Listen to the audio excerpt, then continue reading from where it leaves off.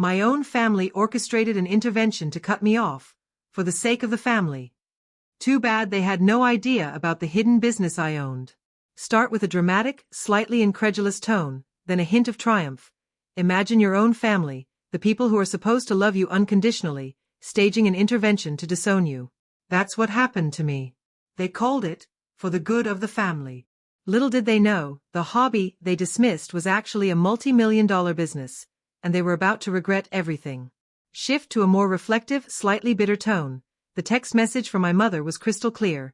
Family meeting, 7 p.m. non-negotiable. My stomach dropped. I knew this wasn't good. Standing at my parents' front door, my hand actually hovered over the brass knocker. That perfectly manicured lawn, the gleaming Mercedes in the driveway, it all just screamed success, the kind my family worshipped. And the kind I, Melanie, the black sheep of the Gonzalez family, had apparently failed to achieve. See, while my siblings collected degrees and accolades like trading cards, I chose a different path. I wanted to create things with my hands. To build something uniquely mine. The door swung open before I could even knock. You're late, my mother clipped, her lips a thin, unforgiving line. Everyone's waiting. I checked my watch. Exactly 7 p.m. In my family, anything less than 10 minutes early was considered late. The living room fell silent as I walked in. My sister Wendy sat stiffly on the leather sofa, her lawyer's briefcase practically a third limb. Louisa, fresh from her hospital shift, still wore her scrubs like a badge of honor, radiating self-importance. Nathan, my younger brother, didn't even bother to look up from his phone. And my father? He stood by the fireplace, hands clasped behind his back, looking like a general about to launch a devastating attack. Sit down, Melanie, he commanded, gesturing to a lone armchair. It was strategically placed, facing all of them, like I was on trial. Wendy, always the pragmatist, reached into her briefcase. We've been discussing the family's future, she began, her voice cool, courtroom ready. And we've come to a decision. A necessary one. My mother chimed in, perching beside Louisa. For the good of the family. A heavy document was passed to me.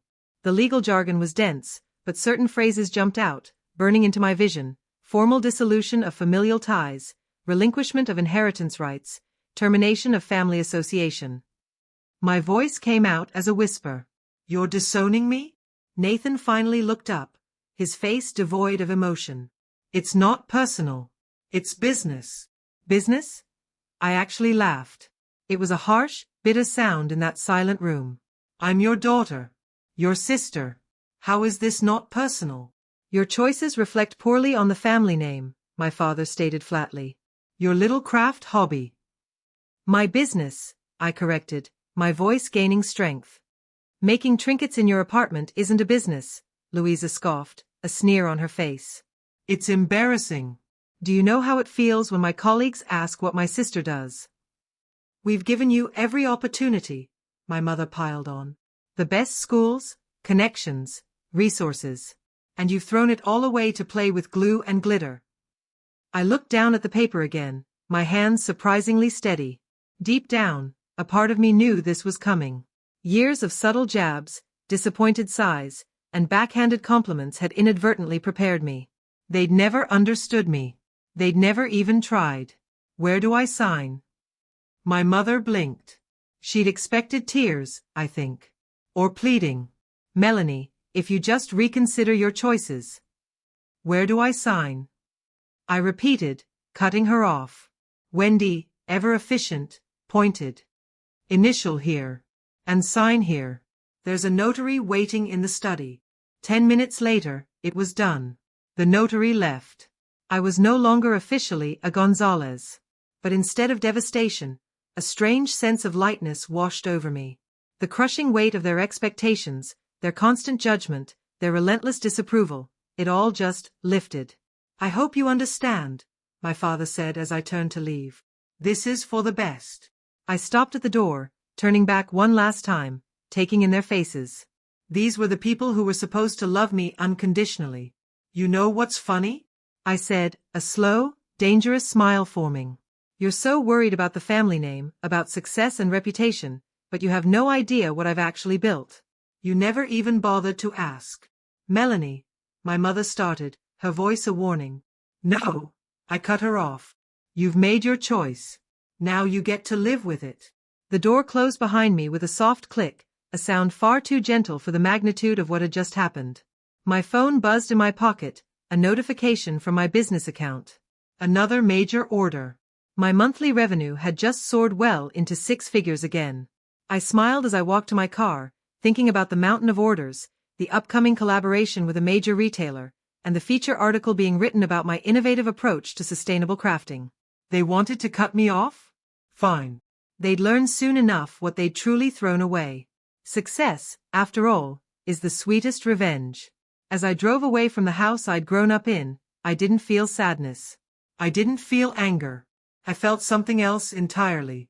Freedom. The absolute, exhilarating freedom to be exactly who I was, without apology or explanation. Family, I realized, isn't about sharing a name or DNA. It's about who believes in you when no one else will. And I had people in my life who did exactly that. They just weren't the ones I was leaving behind. Pacing quickens, a tone of excitement and pride.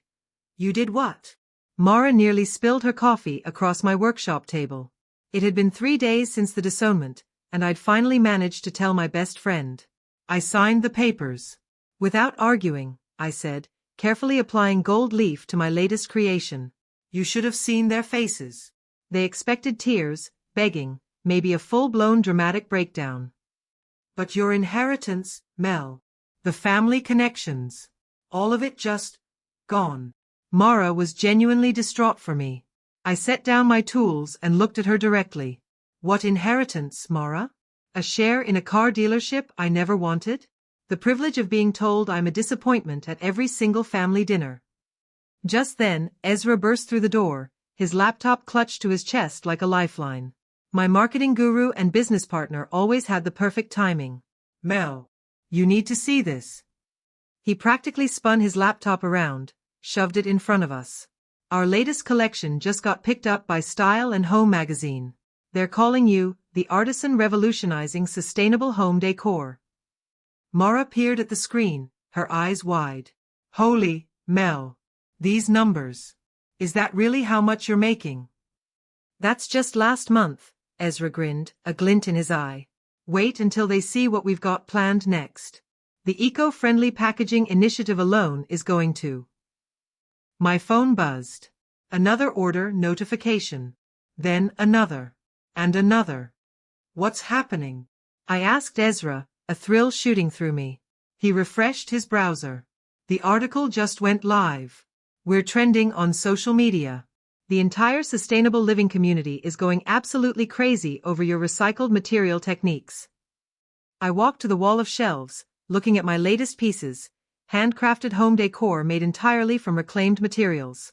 Each piece told a story. Discarded wood, transformed into elegant wall art. Salvaged metal, reformed into striking sculptures. Forgotten glass, reborn as stunning light fixtures. It was my passion, my rebellion, my everything. We need to scale up. Ezra was already typing furiously. I'm getting inquiries from 3 major retailers. They want exclusive collections. Mara squeezed my shoulder, a proud smile on her face. And your family has no idea. They never bothered to look, I said, picking up a delicate wind chime I'd finished that morning, made from sea glass and driftwood. Too busy being embarrassed by their crafty daughter to notice she built a 6-figure business from scratch. 7 figures actually, Ezra corrected, still typing, a triumphant smirk playing on his lips. After these deals go through. My phone rang again. An unknown number. Hello, is this Melanie Gonzalez? A woman's crisp voice asked. This is Catherine Chen from Business Forward magazine. We're doing a feature on emerging entrepreneurs in the sustainable luxury market. Your name keeps coming up. I caught Ezra's eye. He gave me a silent thumbs up. I'd love to hear more, I said, keeping my voice steady despite my heart doing somersaults. We're particularly interested in your journey, young female entrepreneur, innovative approach to sustainability, rapid growth. Would you be open to an interview? Cover story potential. I instantly pictured my family's faces when they saw me on the cover of a national business magazine. That thought was delicious. Absolutely. When were you thinking? After setting up the interview, I turned to find both Mara and Ezra staring at me, mouths agape. Business forward? Ezra whispered, his voice full of awe. Do you know how huge this is? Their features can make or break companies. Mara hugged me tight, practically lifting me off my feet. This is it, Mel. This is your moment to show them all. I pulled away, a deep breath, and picked up my tools again. No, I said, a newfound resolve in my voice. This is my moment to show myself. I've got orders to fill. Voice becomes sharper, a building sense of anticipation and delicious irony. The next few weeks were a blur. I hired 3 assistants. Ezra, my marketing genius, expanded our online presence and brokered incredible retail deals. Mara became my rock, helping me prep for the business-forward interview. Tell me again about your inspiration, she'd ask, playing reporter. I'd hold up a piece, maybe a chandelier made from broken mirrors and copper wire. I see beauty in broken things. In the pieces others throw away. Everything has potential if you look at it the right way. That's it, Mel, she'd say softly. That's what makes your work special. You're not just making pretty things, you're telling stories of transformation. Then the text from Ezra hit. Major department store wants to meet tomorrow. Be ready. I looked around my workshop. It wasn't a dusty garage anymore. It was a thriving studio. Orders lined the walls, half-finished pieces waited on workbenches. The air hummed with possibility. You know what the best part is? I asked Mara, admiring a delicate wind chime made from sea glass. I'm doing exactly what I've always wanted to do. What they called a hobby. It's an empire in the making. Mara hesitated. Have you heard anything from them? Not a word, I replied, a smirk playing on my lips. But they will soon enough. Everyone will. And they did. There she is. Catherine from Business Forward practically glided across my studio floor, thrusting a magazine into my hands. My face stared back from the cover, surrounded by my most intricate pieces. The headline screamed, Asterisk the Queen of Sustainable Luxury, How Melanie Gonzalez Turned Trash into Treasure Star. The response has been incredible. Catherine gushed. Social media is exploding. 3 major networks want interviews. Ezra burst in, waving his phone. Mel. The website crashed from traffic. We've got waitlists forming for every piece. And that department store deal? They doubled their initial offer. I traced my finger over my own face on the cover, still half believing it was real. The article detailed everything. My creative process, business model, revenue growth. Everything, that is, except my family's very public rejection of me. The Today Show called, Catherine continued, oblivious to the storm. Brewing. They want you for Monday morning. Prime slot. My phone, which had been silent for 2 months, suddenly lit up. Wendy, we need to talk. Urgent family matters. The first contact. Funny how you're suddenly family again, Mara muttered, reading over my shoulder. Another text. Louisa, saw the magazine. Why didn't you tell us? Call me, ASAP. Ignore them, Ezra said, already dismissing it. We've got bigger things. The Singapore collector wants to commission 3 custom pieces. 6 figures each. Catherine chimed in, Forbes is interested in featuring you in their 30 under 30-foot list. The notifications kept coming. Nathan, Mom's upset. You should call her. Then my father, we should discuss your recent publicity. They didn't want to talk to me, they wanted to talk about my success. Your story is inspiring people, Catherine chirped. Young entrepreneur refuses to follow conventional path. Proves everyone wrong. It's resonating, especially the sustainability angle. Ezra added, the video of you collecting materials from demolition sites went viral. People love seeing the transformation process. My phone buzzed again. My mother, this time, family dinner. Sunday, 7 p.m. We have much to discuss. Mara looked at me. You're not going, right? I'm going, I cut her off. My voice was firm. But not for the reasons they think. The rest of the week was a whirlwind. The Today Show interview went viral. Orders flooded in faster than we could possibly handle. I hired 5 more assistants, leased additional workspace. Look at these numbers, Ezra declared at our Friday meeting. We've exceeded our annual projection in just 2 months. The sustainable luxury market can't get enough of your work. I nodded, only half listening. Sunday dinner loomed. Then my phone lit up with an email that changed everything. Holy! I whispered. Ezra looked up. What? The Museum of Modern Art. They want to feature my work in their upcoming exhibition on sustainable art. The studio erupted in cheers. Mara hugged me tight. See? This is what happens when you believe in yourself. When do they want to meet? Ezra asked, already pulling up his calendar. Next week. In New York. They're sending a private jet.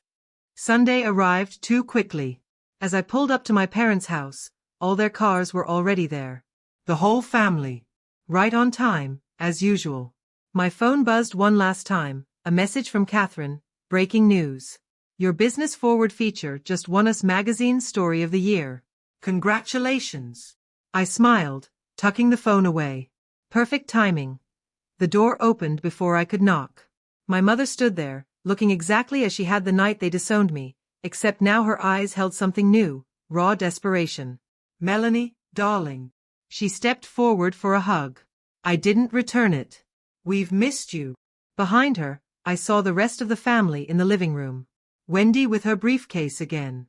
Louisa pretending to read something on her phone. Nathan actually looking at me this time. My father, still by his beloved fireplace. Have you? I asked, stepping past her into the house. Or did you miss what I represent now? The room fell silent. On the coffee table, I spotted copies of Business Forward. My face stared up at all of us, a testament to everything they had dismissed. We should talk, my father said, his voice lacking its usual authority. About the future. About family. I walked to the same armchair they'd placed me in months ago, the one where they decided I wasn't good enough to be part of their family. And I sat. Yes, I agreed, smoothing my designer dress, a dress paid for with my little craft hobby money. Let's talk about the future. Voice firm, unwavering, then laced with deep-seated hurt, the silence in that living room was thick enough to cut. My mother bustled around, pouring tea nobody asked for, a nervous energy about her. My father cleared his throat repeatedly. Your work is impressive, Wendy finally said, tapping the Business Forward magazine cover. The profit margins mentioned in the article are quite remarkable. Remarkable? I raised an eyebrow, a slight smirk playing on my lips. I thought it was just a hobby? Playing with glue and glitter? Wasn't that what you called it, Louisa? Louisa shifted uncomfortably in her seat, her face reddening. We may have been hasty in our judgments. Hasty? I took a slow sip of tea. You disowned me. You had it notarized. About that, my father stepped forward, his tone suddenly conciliatory. We've been discussing as a family, and we believe it's time to rectify that unfortunate situation. Unfortunate situation? I repeated, letting the words hang in the air. Is that what we're calling it now? Wendy, always the lawyer, reached for her briefcase. I've drawn up papers to nullify the previous agreement. We can have it done today. The timing seems convenient, I said, watching their faces carefully. Right after the magazine cover? The TV appearances? The museum exhibition announcement. Museum exhibition? Nathan perked up, a genuine spark in his eye. Which museum? MoMA, I said casually, enjoying the collective gasp, the widening eyes. They're flying me to New York next week. Private jet. My mother dropped a teacup. It shattered on the hardwood floor, echoing in the stunned silence. Nobody moved to clean it up. Melanie, my father's voice took on the gravitas he reserved for important business deals. There's something else we need to discuss. The dealership is struggling. I finished the sentence for him. I know. I did my research. The shift toward electric vehicles hit you hard. Banks aren't as friendly as they used to be. The color drained from his face. How did you? I have good financial advisors now, I explained, a hint of steel in my voice. They keep me informed about potential opportunities. Then you understand, Wendy jumped in, practically buzzing with renewed purpose. The family business needs to evolve. Your sustainable approach, your media presence, it could be exactly what we need. I actually laughed. It was a cold, cutting sound that filled the tense room. So that's what this is about. You don't want me back. You want my success to save you. That's not fair. Louisa protested, finally finding her voice. We're family. Are we?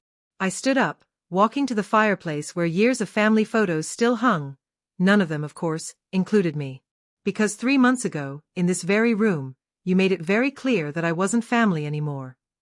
People make mistakes, my mother said softly, her voice barely a whisper. We're trying to make it right. No. I turned to face them, my gaze sweeping across each one. You're trying to save yourselves. The dealership's facing bankruptcy, isn't it, Dad?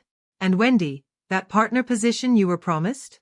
It fell through when your biggest client left. Louisa's hospital is cutting staff, and Nathan's research funding got pulled. They stared at me, genuinely shocked at how much I knew. Like I said, I reiterated. Good advisors. We could help each other, my father insisted, desperation creeping into his voice. Pool our resources. The Gonzalez name still means something in this city. My name means something, I corrected him, my voice unwavering. My work means something. And I did that without your help. Actually, I did it despite your active discouragement. My phone buzzed, a text from Ezra, Singapore collector doubled their offer again. Says price is no object. I have a meeting, I said, gathering my things, my designer purse, my coat. With people who believed in me before the magazine covers and TV spots. Melanie, please. My mother grabbed my arm, her touch pleading. We're sorry. We were wrong. What more can we say? I gently removed her hand. You know what's interesting about my work? I take broken things that people throw away and turn them into something valuable. But some things, once broken, can't be fixed. Some relationships, once shattered, stay that way. You're really going to hold a grudge? Nathan asked, his voice laced with indignation. After we've apologized? Apologized. I walked to the door. All I've heard are business propositions and convenient excuses. Not one of you has actually said you're proud of what I've built, or that you were wrong about my choices. You just want what I have now. That's not true. Wendy started. Save it.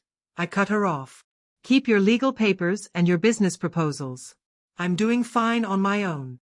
At the door, I turned back one last time, my eyes meeting each of theirs. You know what the worst part is? If you'd supported me from the beginning, I would have helped you without hesitation. Family meant everything to me. But you taught me something valuable when you disowned me. Sometimes, the family you choose is better than the family you're born into. I walked out, leaving them with their broken teacup and shattered pride. My phone buzzed. Mara, this time. How'd it go? Exactly as expected, I texted back. They want what I have, not who I am. Their loss, she replied. Studio packed with orders. Want to come help? Pizza's on me. I smiled, starting my car. On my way. Family dinners? Overrated anyway. The sun was setting as I drove away, casting long shadows behind me. Like the pieces I worked with, I'd been discarded. But found my own way to shine. Some might call it karma. I called it justice. Voice full of newfound power, yet tinged with a deep, quiet resolve. The phone call from Ezra jolted me out of my thoughts the next day. Mel, your family's blowing up my phone too. Mara said your sister Louisa came by the studio yesterday. What did she want? To explain their side, Mara, who had just walked in, said with a roll of her eyes. Said they're about to lose the house. Nathan's moving back in with them since his research position got cut. Another text from my mother, please come home. We need to talk as a family. Ezra, who had been pacing, stopped. You know what's ironic? If they hadn't disowned you, your business wouldn't have grown this fast. You channeled all that hurt into your work. Speaking of work, Mara picked up a piece from my latest collection, a phoenix rising from twisted metal and broken glass. This is different, she noted. Darker. It's for the museum installation, I said. I'm calling it Family Ties. My phone rang. Dad. I let it go to voicemail. You could save them, Ezra said quietly. 20 million would clear their debts with plenty left over. I could, I agreed. But should I? Mara stood up, walking to the phoenix sculpture. Remember what you told me when you started this? About seeing beauty in broken things. This is different, I argued, my voice tight. Is it? She turned the piece, watching light play through the glass. Maybe this is your chance to transform something broken into something beautiful. A knock at the door interrupted us. A courier with a thick envelope. Inside, a letter from my father, handwritten. Melanie, I've written this letter 100 times in my head. Nothing sounds right. Nothing can excuse what we did. You were always the strongest of us. The most genuine. We were too blind to see it. I'm not asking for money. I'm asking for a chance to be the father I should have been. To be the family you deserved. We're losing everything, but that's not why I'm writing. We lost what mattered most the day we signed those papers. We lost you. I'm proud of you. Not because of your success, but because of who you are. Who you've always been. Love. Dad, the papers shook in my hands. Mel. Mara asked softly. He said he's proud of me, I whispered, the words catching in my throat. For the first time in my life. Ezra closed his laptop. The museum contract doesn't need to be signed today. We could postpone. My phone buzzed one final time. A text from Louisa, Mom's in the hospital. Stress and exhaustion. She keeps asking for you. I looked at the phoenix sculpture. Its broken pieces forming something new, something stronger. Call the car, I said. We're making a stop before the museum. Where? Mara asked, though her smile suggested she already knew. The bank. I need to make some arrangements. And then Ezra was already dialing. I picked up the phoenix, carefully wrapping it. Then we're going to save a family. But on my terms. What are you thinking? Mara asked. A new company, I said, feeling a surge of power. Sustainable luxury vehicles. Electric showrooms with my art installations. A complete reinvention of what the family business means. With you in charge, Ezra added. With me in charge, I agreed. They want to be family again? Fine. But we do it my way. No more hiding who I am. No more shame about being different. The prodigal daughter returns, Mara smiled. But this time, she's the one with the power. I looked at my father's letter again. Sometimes the things we break can be rebuilt stronger. But first, everyone has to admit they're broken. The car arrived. I nodded, tucking the letter into my pocket. Time to show them what family really means. And what it costs. We headed down to the waiting car, the phoenix carefully cradled in my arms. Its glass wings caught the sunlight, sending fragments of light dancing across the walls. Broken pieces coming together to create something unexpected. Something beautiful. Just like family should be. Voice firm, unwavering, then softening with empathy and hope. The hospital waiting room fell silent as I walked in, the phoenix sculpture still clutched in my arms. My siblings looked up from their phones, their faces a mix of surprise and raw relief. You came, Wendy whispered, standing. Where is she? I asked, my voice cutting through the quiet. Room 304, Louisa answered. Dad's with her. Nathan started to step forward. The doctors say it's mostly exhaustion and... Save it. I cut him off, my gaze firm. We're having a family meeting. Conference room down the hall. All of you. They exchanged uneasy glances but followed. The phoenix found its temporary home on the conference room table, its shadows dancing across their tired, anxious faces. Before we see Mom, I said, pulling out a stack of papers, the crisp sound loud in the room, we're going to get some things straight. Is that?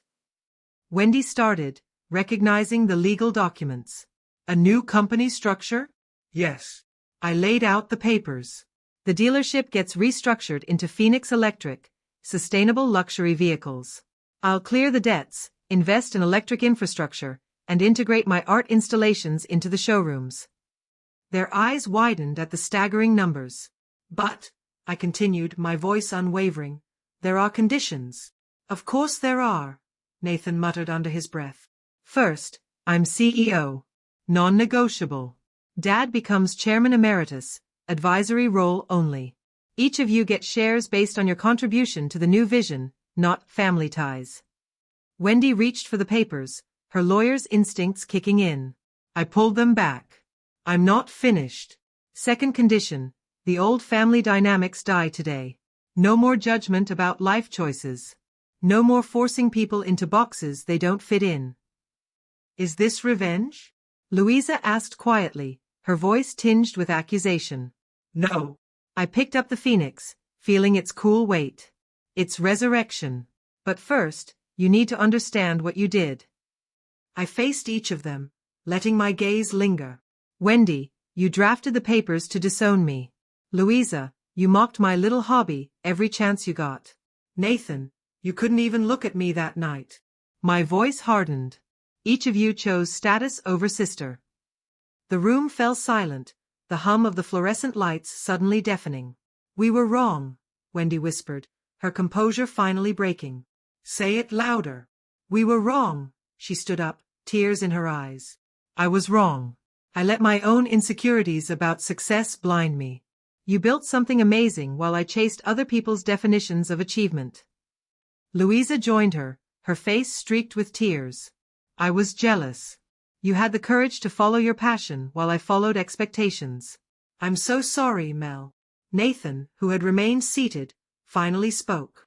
I was a coward, he said simply, his voice raw. I knew they were wrong about you, but I stayed quiet. It was easier. I set the phoenix down. That's a start. Now, about Mom and Dad. The door opened softly. My father stood there, looking utterly defeated, older than I'd ever seen him. I heard everything, he said, his eyes going straight to the phoenix. The nurses said you were here and I. He trailed off. Dad, no. I started. He held up his hand. My turn. He walked to the sculpture, touching it gently, his gaze lost in its intricate details. This is beautiful. Like everything you create. I was too proud, too stuck in my ways to see it. To see you. He cut Wendy off before she could speak. The company Wendy started isn't what matters. Your mother's upstairs, wondering if she'll ever see her daughter again. Not because of the money or the business, but because we threw away our child for nothing. I felt tears threatening, a sharp ache in my chest, but held them back. Not nothing. You threw me away for appearances. For status. For the family name. And look where that got us. I gestured to the sterile hospital walls. Our name means nothing now. But you built something real. Something meaningful. He picked up the papers, scanning them quickly. These terms, they're more than fair. More than we deserve. Dad, you'd be giving up control. Nathan pointed out, a hint of his old ambition peeking through. Good, he said firmly. Look what my control did to this family. He turned to me, his eyes full of a remorse I'd never seen before. The company is yours. The family, that's up to you. I took a deep, steadying breath. Mom first. Then we sign. We rode the elevator in silence. Outside room 304, I stopped them. One more thing, I said. That disownment paper? I want it destroyed. Publicly. At the first board meeting of Phoenix Electric. Done, they said in unison, their voices solemn. My mother was awake, looking small and fragile in the hospital bed. When she saw me, her face crumpled. My baby. She reached out. I'm so sorry. So sorry. I took her hand, feeling its tremors.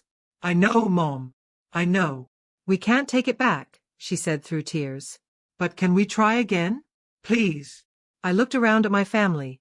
Broken, yes. Humbled, certainly. But here, like the materials I worked with, sometimes the most damaged pieces could be transformed into something stronger. Yes, I said, squeezing her hand. But this time, we do it right. All of us. The phoenix on the conference room table caught the setting sun, sending ribbons of light through the hospital window. Sometimes, I thought, resurrection comes at a price. But if everyone's willing to pay it, the result can be beautiful. Voice triumphant, filled with a profound sense of peace and purpose, the Phoenix Electric showroom gleamed under spotlights and camera flashes. My latest installation, a A massive chandelier made from recycled car parts dominated the entrance. Reporters jostled for position as my father, looking so proud, cut the ribbon. "And with that," he announced, his voice ringing with genuine triumph, "we welcome you to the future of sustainable luxury." Mara appeared at my elbow, grinning. "Channel 7 wants an interview with the CEO." "The CEO is busy admiring her work," I winked, watching potential customers stream in. Ezra rushed over with his tablet. "Pre-orders are insane. The sustainable luxury market is eating this up. Your art installations are trending on every platform." My mother touched my arm gently, a new habit she developed, as if needing to reassure herself I was real. "Melanie, darling, the governor's asking about commissioning a piece for the State House. Tell him to call my assistant." I winked again. "I'm very exclusive these days." Across the showroom, Wendy, looking sharp and confident, was explaining our innovative financing programs to a group of investors. Louisa, vibrant and engaged, headed our medical transport division. Even Nathan, with his quiet intensity, had found his place, leading our research partnership with local universities. "Miss Gonzalez," a reporter pushed forward, microphone in hand, "how does it feel to revolutionize a traditional family business?" Before I could answer, my father stepped in, his arm resting lightly, protectively, on my shoulder. "My daughter didn't just revolutionize the business," he said proudly, his voice clear for all to hear. "She saved it. By being exactly who she always was." The reporter's eyebrows shot up. "Even after the family drama?" "Our sources say there was quite a rift." I met my father's eyes. Sometimes, rifts create space for new foundations. Speaking of foundations, Ezra interrupted, tablet extended, "The Sustainable Arts Foundation called. They want you to head their board." My mother squeezed my hand. "Go," she whispered. "We can handle things here." I shook my head, a small smile on my face. "Family first. Business second. That's our new motto, remember." The showroom continued to fill with people, admiring both the sleek electric vehicles and the art that seamlessly integrated into the space. Each piece told a story of transformation, from the towering chandelier above to the small phoenix sculpture still perched on my desk. "Mel," Mara called out, "your sister's looking for you." Something about the community outreach program. I found Louisa in the conference room, surrounded by blueprints. "We got approved," she announced, beaming. "The Youth Arts Center can break ground next month in the old dealership lot." "Where else?" she smiled, her eyes shining. "From car sales to creating opportunities. Very on brand for the new us." Nathan poked his head in. "Mom's getting emotional again. Dad's trying to handle it." I followed him to find our mother wiping tears, surrounded by concerned guests. "Mom." I touched her shoulder. "You okay?" She pulled me into a hug, a genuine, heartfelt embrace. "I just never imagined all of this. You've made something so beautiful, inside and out." "We made it," I corrected her gently. "Once we stopped breaking things and started fixing them." Wendy joined us, champagne in hand. "To fixing things," she raised her glass. "And to my sister, who taught us that sometimes the most valuable things are the ones we almost throw away." The evening wound down. As the last guest left, my family gathered under the chandelier, its shadows dancing across our faces. Broken pieces, yes, but creating patterns none of us could have predicted. "The disownment papers," my father said suddenly, his voice soft. "We never did destroy them publicly." I walked to my office, returning with the document that had changed everything. "Actually," I said, "I had other plans for these." I handed pieces to each family member. Together, we walked to the art installation in the center of the showroom, a massive glass furnace, part of my live demonstration space. "The phoenix rises," I said, opening the furnace door. "But first, the old has to burn." One by one, we fed the papers into the flames. As they burned, I reached for the glass-blowing tools. "Watch," I told them, gathering the molten glass mixed with the paper's ashes. "This is how you make beauty from pain." Hours later, a new piece sat cooling. A small family of glass figures, their cores containing the ashes of our worst moment, transformed into something new. "It's us," my mother whispered, her voice full of awe. "It's who we are now," I corrected. Not perfect. Not unbroken. But stronger where we were broken. Ezra and Mara found us. Ready to call it a night, boss? Ezra asked. I looked at my family, really looked at them, at my father's proud smile, my mother's gentle touch.